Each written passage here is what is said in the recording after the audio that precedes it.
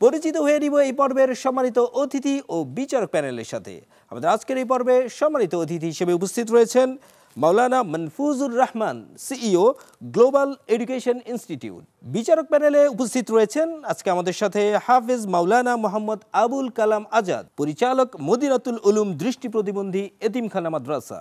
বিচারক প্যানেলে আমাদের সাথে আরও উপস্থিত আছেন হাফেজ কারি মাওলানা এনামুল হাসান সাদি, চেয়ারম্যান আত-তাহফিজ ইন্টারন্যাশনাল মাদ্রাসা।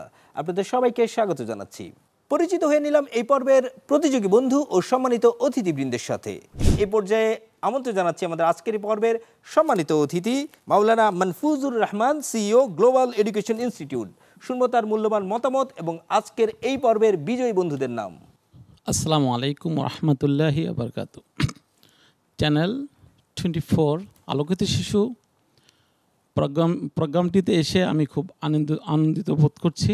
বিভিন্ন মাদ্রাসা, ইসলামিক স্কুল থেকে আগত কোমলমতি শিশুদের একের পর এক সুন্দর প্রশ্নের উত্তর দেওয়ার জন্য আজকে এই সুন্দর প্রোগ্রামটিতে যারা বিজয়ী হয়েছে, প্রথম স্থান অধিকার করেছে তালকিন, দ্বিতীয় স্থান অধিকার করেছে ইসরাত জাহান ইভা।